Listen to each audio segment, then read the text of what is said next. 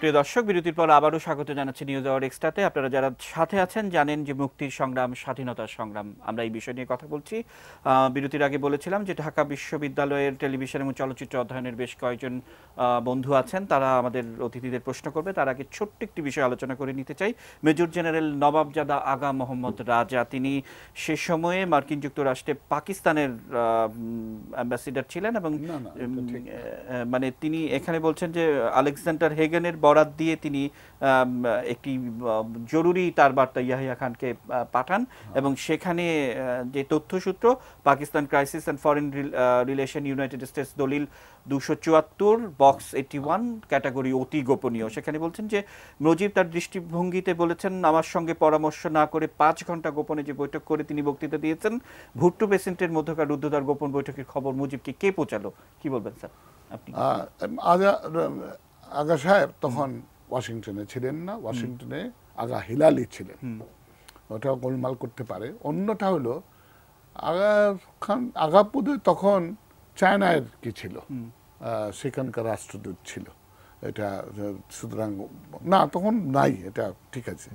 উনি যেটা বললেন এই প্রশ্নটা করাও বোকামি, কারণ ভুট্টো যে ইয়াহিয়া যে লারকানায় গেলেন এবং সেখানে স্বীকার করলেন, এটা পাকিস্তানের কাগজপত্রে বেরিয়েছে। ডনের তো ডন থেকে আমি আমার বইয়ে এটা কোট করেছি যে ওখানে তিনি ছিলেন। সুতরাং তারা কি আলোচনা করেছেন সেটা অবশ্য বেরোয় নাই, কিন্তু স্বাভাবিকভাবেই একটা ধারণা ছিল যে দেশের বর্তমান অবস্থা নিয়ে তারা একটা আলোচনা করেছেন। পরবর্তীকালে যেটা জানা গেল যে তারা সেখানেই যে বাংলাদেশে যে একটা আক্রমণ করবেন, ক্র্যাকডাউন করবেন, সেটার পরিকল্পনা ওই সময় নেওয়া হয়েছিল এবং সেটারই একটা অঙ্গ হিসাবে ভুট্টো সাহেব বললেন যে আমরা যাব না সেখানে, কারণ আমরা সেখানে কি হয়ে যাব, জিম্মি হয়ে যাব। এবং ভুট্টো সাহেব সেই দাবি করার পরেই তো ইয়াহিয়া বাতিল করলেন, যে সভাটা বাতিল করলেন 1 মার্চের। স্যার এখানে বলা হচ্ছে যে পিন্ডি থেকে 1 পয়সাও চালান হতে পারবে না, মানে এই যে অর্থনৈতিক প্ল্যান বলছে 3 মার্চের 3 তারিখে এটি সিদ্ধান্ত নেওয়া হয়েছিল, 7 তারিখে মুজিব গভীর পর্যবেক্ষণে তা বলে দিয়েছে এটি অখণ্ড পাকিস্তানের জন্য খুবই বিপজ্জনক, লজ্জাজনক। মানে এটিকে কিভাবে দেখেন যে অর্থনৈতিক যে এখান থেকে টাকা পয়সা নিয়ে যাওয়ার যে একটা পরিকল্পনা 3 তারিখে পিন্ডি গ্রহণ করেছিল, এটি?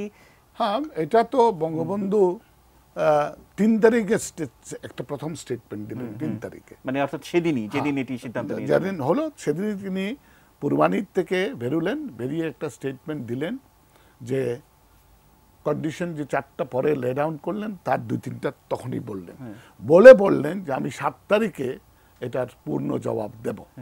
এখন আপাতত আপনারা অসহযোগ চালিয়ে যান এবং কোনো হিংস্র পথ অবলম্বন। এটা কিন্তু সব সময় এই যে 7 আগস্টের বক্তৃতায় লাস্টখানে আছে ডিসিপ্লিন অত্যন্ত, শৃঙ্খলা অত্যন্ত প্রয়োজনীয় যে কোনো ধরনের সাফল্যের জন্যে। এবং এটাও ঠিক কথা যে প্রথম দিকে কিছু মারামারি হয়েছিল, তারপরে বঙ্গবন্ধু 7 তারিখে অর্ডার দেওয়ার পরে একজন বিদেশি কে লিখেছিল, সাংবাদিক লিখেছিল, ঢাকায় ছিল, পেগি দুর্দিন।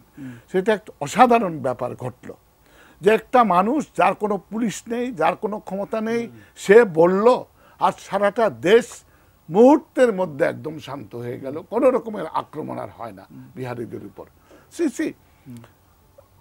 আসল কথাটা আমরা যে বঙ্গবন্ধুকে আলোচনা করছি, ওই মহামানব ছিলেন, সেটা বলতেই হবে। ওই 51 বছর বয়স মাত্র, তখন বয়সে এমন খুব বড় কিছু নন, কিন্তু অভিজ্ঞতাটা দেখার আছে।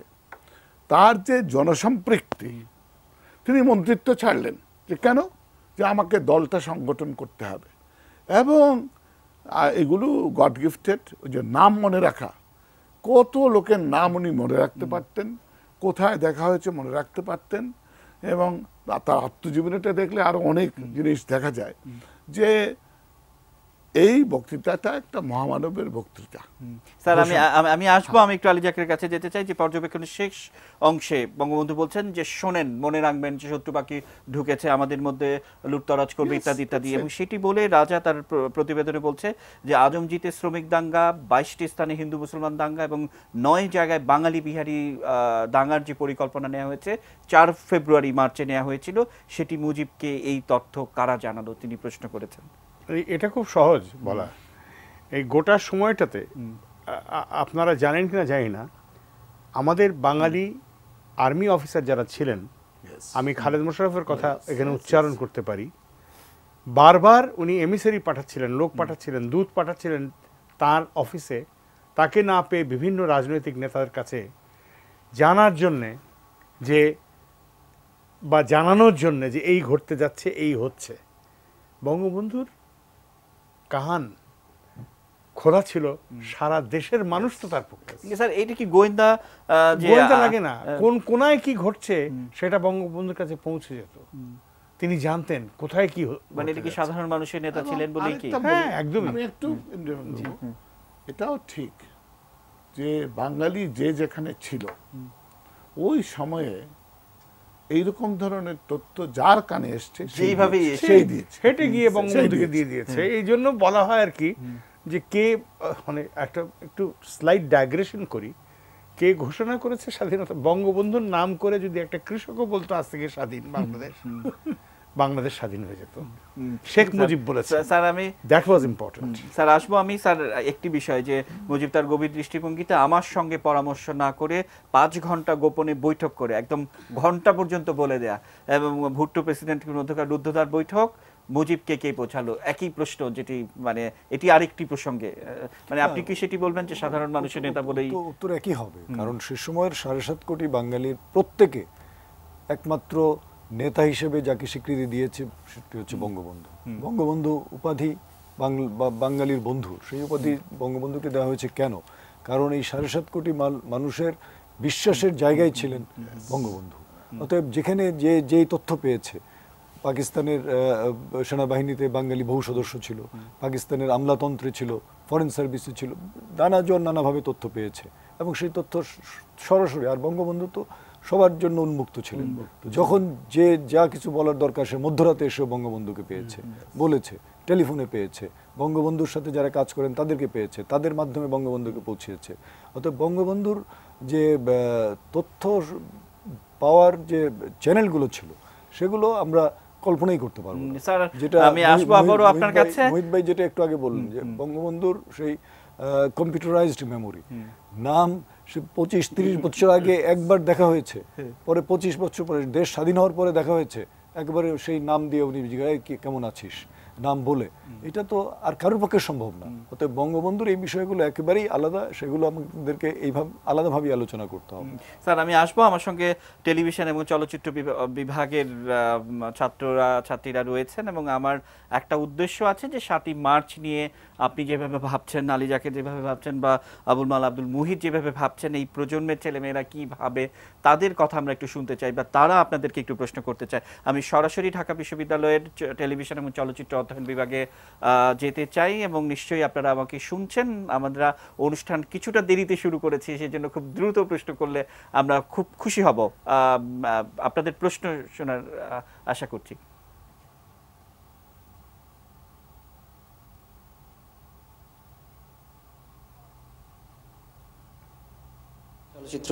টেলিভিশন ও চলচ্চিত্র অধ্যয়ন বিভাগ থেকে বলছি। যে কথা মাননীয় মন্ত্রী সাহেব শুরু করছিলেন যে 18 মিনিটের বক্তব্যে অশেষ নির্দেশনা এবং তথ্য আছে, তো সেইখানে বঙ্গবন্ধু বলছিলেন যে যারা হিন্দু, বৌদ্ধ কিংবা বাঙালি, অবাঙালি, তারা সবাই আমাদের মানে আপনজন, তারা যেন আমাদের কাছে কষ্ট না পায়, তারা যেন, মানে এটা আমাদের দায়িত্ব। কিন্তু স্বাধীনতার এত বছর পরেও এদেশে হিন্দু কিংবা যারা আদিবাসী আছে তারা কিন্তু ক্ষণে ক্ষণে পদে পদে আমাদের কাছে লাঞ্ছিত হচ্ছে।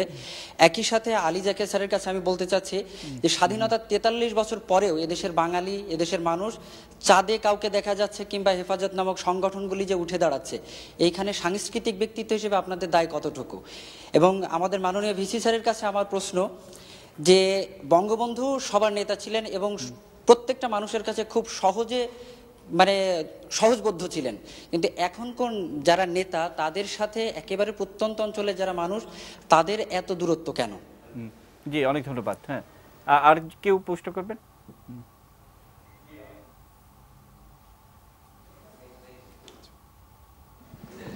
আমার প্রশ্ন মাননীয় অর্থমন্ত্রীর কাছে, সেটি হচ্ছে যে আমরা দেখেছি যে 7ই মার্চের ভাষণের পরে পাকিস্তান ইন্টেলিজেন্স ডিপার্টমেন্ট ইসলামাবাদে তাদের বার্তা পাঠিয়েছে যে চতুর শেখ মুজিব কার্যত সুকৌশলে স্বাধীনতার ঘোষণা দিল। সেটা তারা বলছে আজ স্বাধীনতার এত বছর পরেও স্বাধীনতার ঘোষককে সেই প্রশ্ন নিয়ে আমরা জাতি দ্বিধাবিভক্ত। এটা কেন? এই প্রশ্নটি আমি শ্রদ্ধেয় অর্থমন্ত্রীর কাছে।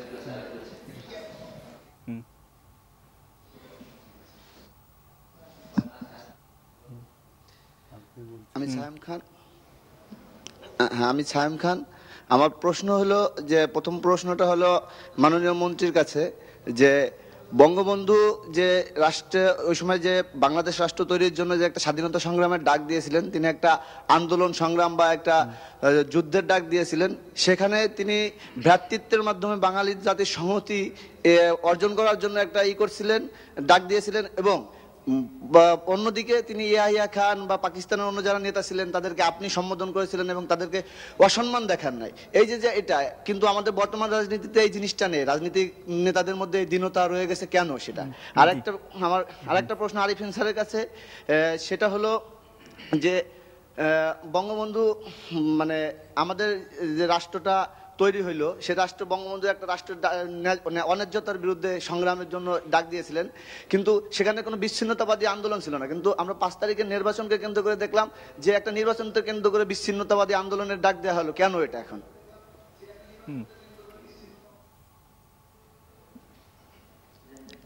আমি আসলে জানতে চাচ্ছিলাম যে কালজয়ী নেতৃত্ব যেটা বলি, বঙ্গবন্ধু 7ই মার্চ ভাষণের মধ্য দিয়ে যে আগুনটা প্রজন্ম থেকে প্রজন্মে ট্রান্সফার করেছিল, এখন কোনো ন্যাশনাল ইস্যুতে আমরা এক হতে পারছি না কেন? গণজাগরণ মঞ্চে আমরা প্রমাণ করেছি যে বাঙালি এখনো বাঙালিত্বের টানে বা দেশাত্মবোধের টানে আমরা এখনো এক হতে পারি। তবে কেন বিভিন্ন রাজনৈতিক নেতা থাকা সত্ত্বেও গণমানুষের কোনো নেতা নেই? আমরা সঠিক নেতৃত্ব পাচ্ছি না কেন? আমাদের সঙ্গেই থাকুন, আমরা আবারও হয়তো চেষ্টা করব আপনাদের সাথে সংযুক্ত হওয়ার। আমি আলী জাকের আপনার কাছে একটু আসতে চাই, বিশেষ করে প্রথম যিনি প্রশ্ন করেছেন আপনার কাছে 3টি প্রশ্ন করেছেন, আমি এগুলো নিয়ে আসতে চাই। কিন্তু আমার কাছে যেটি খুব ইন্টারেস্টিং মনে হয়েছে, বিশেষ করে দ্বিতীয় জন তিনি বলছিলেন যে ঢাকা থেকে মিলিটারি ইন্টেলিজেন্স পাকিস্তান বলছে যে মুজিব সুকৌশলে স্বাধীনতার ঘোষণা দিয়ে গেল, আমরা তাকিয়ে দেখলাম। এত বছর পরও সেই স্বাধীনতার ঘোষণা নিয়ে এখনো আমরা কেন একটা মতে পৌঁছতে পারছি না? এটাও কি কোনো ষড়যন্ত্র? আমার কেন যেন মনে হয় যে গোটা বিষয়টাই কিন্তু একটা জবাবই হয়ে যেতে পারে। সেটা হচ্ছে যে 1971 সালে 16ই ডিসেম্বর আমরা বিজয় অর্জন করি এবং বাংলাদেশ সত্যিকার অর্থে স্বাধীন হলো। কেমন আমাদের ভাগ্য আমরা নিয়ন্ত্রণ করব। তখন থেকেই কিন্তু বা তারও আগে থেকে ষড়যন্ত্র শুরু হয়েছিল এই বাংলাদেশকে ডিসমেম্বার করতে হবে, এই বাংলাদেশকে পারলে এটাকে একটি অকেজো রাষ্ট্রে পরিণত করতে হবে।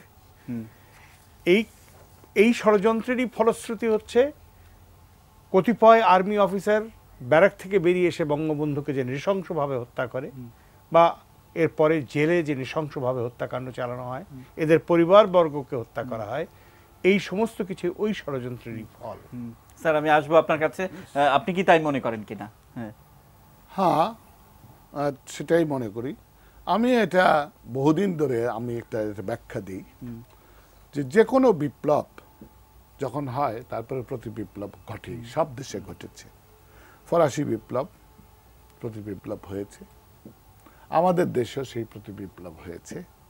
আমাদের দুর্ভাগ্য যে প্রতি বিপ্লবটা এত শক্তিশালী হয়ে যায় এবং এটা অনেক দিন নিরবচ্ছিন্নভাবে চলে। 75 সালে পুরোপুরি একটা প্রতি বিপ্লব ছিল। 71 সালে ধর্ম নিয়ে কেউ কিছু চিন্তাও করে নাই। এখন যেমন চাঁদে আমাদের যারা মুক্তিযোদ্ধা এক খাটের মধ্যে এক পাট খাটতো নাই, মাদুরের মধ্যে কে খেতে থেকেছে, পাশে ওটা হিন্দু না খ্রিস্টান কেউ চিন্তাও করেনি। এটা একেবারে অবলিটারেটেড হয়ে যায়। এইগুলোকে সামনে নিয়ে আসা হয়েছে এবং এটা অত্যন্ত পরিকল্পিতভাবে হয়েছে। এই যে পরাজিত শক্তির পরিকল্পিতভাবে হয়েছে, আমরা সেটা খেয়েছি এবং সেটাই আমাদের নষ্ট করেছে। এক নম্বর। 2 নম্বর কথা হচ্ছে যে ওই বঙ্গবন্ধুর মতো নেতা তো ক্ষণজন্মা, এটা তো আমরা হতে পারবো না। সুতরাং আমাদের ওই ধরনের একটা অবস্থানে যাওয়া, যে সবাইকে ঐক্যবদ্ধ করা, সবাইকে নিয়ে কাজ করা, সেটা খুব কম দেশেই সম্ভবপর হয়। আমাদের বিভাজনটা একটু বেশি, এইটাই হলো দুঃখের বিষয়। যেসব ক্ষেত্রে বিভাজন হওয়া উচিত না, সেখানে আমরা ঐক্যমতে পৌঁছতে পারি না। এবং এটার কারণটা হচ্ছে ওই tradition of almost 21 years, not 16, 21 years. এইটার থেকে আমাদের বেরোতে হবে, বেরোচ্ছি আমি মনে করি বেরোচ্ছি। কতদিনে বেরোতে পারবো জানি না। এবং আমার কিন্তু ভরসা এরা যে জাগরণ মঞ্চ করলো, এটা আমাকে এত অভিভূত করে। আমি ওখানে যে উপস্থিত হয়েছি, আমি মানে বয়স্ক মানুষের ওখানে যাওয়ার উপযুক্ত না, কিন্তু এর মধ্যে আমি সেখানে গেছি। আর ওই মেয়ে শিউলি নাকি নাম, লাকি, সে আবার আমাকে মাইক্রোফোনও দিয়েছে, আমি মাইক্রোফোনেও কথা বলেছি। এটা হলো অত্যন্ত সুখবর যে এরা কিছু জানে না, মিথ্যা কথা শুনেছে, বিকৃত কথা শুনেছে, কিন্তু কোনোভাবে বুঝতে পেরেছে যে আমার দেশটা হলো কি করে। এটা একটা দেশ ছিল যেখানে কোনো ধরনের মিলিটারি প্রিপারেশন আমাদের ছিল না, অথচ 9 মাসে আমরা এই দেশটাকে স্বাধীন করে ফেলি। কি করে এটা সম্ভবপর হয়েছে? এটা সম্ভবপর হয়েছে আমাদের যে আদর্শের মাহাত্ম্য, আমাদের ইচ্ছার দৃঢ়তা এবং আমাদের নেতৃত্বের গুণাবলী, এবং চতুর্থ তিনি যেভাবে সংগঠন করেন, সারা জাতিটাকে সংগঠন করেন, সেজন্য এটা সম্ভব। স্যার আমি আসবো আপনার কাছে, আমি আরভি স্যারের কাছে যেতে চাই। আমি উইলিয়াম মরিসের প্রতিবেদনটি পড়েছিলাম, সেখানে লাস্ট যেটি যে মৃত মুজিব পাকিস্তানের ঐক্যের জন্য অনেক বেশি বিপজ্জনক এবং জনপ্রিয়তা কমানোর পরিকল্পনা নেওয়া যেতে পারে। আমরা পরবর্তীতে আরও বেশ কিছু ডকুমেন্টস যেগুলো এখনো বাংলা করে হয়ে ওঠেনি, কিন্তু সেখানে দেখেছি যে কিভাবে ধাপে ধাপে 72, 73, 74 পর্যন্ত একজন মানুষের ব্যক্তিগত ইমেজ নষ্ট করা, ধ্বংস করা, কিভাবে ঘটনা প্রবাহ নিয়ে ষড়যন্ত্র করা হয়েছে। আমরা একটা ছোট্ট বঙ্গবন্ধুর একটা ইন্টারভিউ দেখাতে চাই। সেটি হচ্ছে যে 74 সালের খাদ্য সংকট নিয়ে আমরা অনেক কথা শুনি, যে বন্যা পরবর্তীতে পরিস্থিতি, এবং সেখানে যেভাবে আন্তর্জাতিক অঙ্গনে প্রচারণা চালানো হয়েছে স্টেট ডিপার্টমেন্টের উদ্যোগে, সেই দলিল কথা বলে সেগুলো, এবং সেখানে বলা হয়েছে যে বঙ্গবন্ধু সেটিকে গোপন করতে চাইছেন বা এখনো চান, কিন্তু পার্লামেন্টে দাঁড়িয়ে কাঁদতে কাঁদতে বঙ্গবন্ধু বলেছেন যে এই সংকট বন্যার কারণে হয়েছে, অর্থনৈতিকভাবে তিনি খাবার কেনার জন্য তার জাহাজ উধাও হয়ে গেছে, এবং পরবর্তীতে আন্তর্জাতিক গণমাধ্যম তার বিরুদ্ধে কিভাবে প্রচারণা করেছে সেটি আমরা জানি। আমরা ছোট্ট একটি ক্লিপিংস দেখতে চাই বঙ্গবন্ধুর, যেটি 74-এর এই খাদ্য সংকট নিয়ে কথা বলেছেন, কিভাবে তার ইমেজ ধ্বংস করা হয়েছে, একটু দেখে আমি আপনার প্রশ্নের উত্তর শুনব। স্যার আমি ইচ্ছা করে এই প্রজন্মের ছেলে মেয়েদেরকে এটা শোনাতে চেয়েছি, এবং তিনি যেভাবে আন্তর্জাতিক গণমাধ্যমকে ফেস করছিলেন এবং বলছেন যে আমাদের লুকানোর কিছু নেই, যেটি রিয়েলিটি, এবং সেটিও সত্যি কথা যে ভূমধ্যসাগর থেকে খাদ্য বোঝাই জাহাজ উধাও হয়ে গেল, কেউ রাত জানলো না সেই জাহাজ কোথায় গেল, বাংলাদেশ 4 গুণ 5 গুণ মূল্যে সেই খাদ্য এনেছিল। স্যার অত্যন্ত সংক্ষিপ্তভাবে আমি বিরতিতে যাব, আপনি কি মূল্যায়ন করবেন স্যার?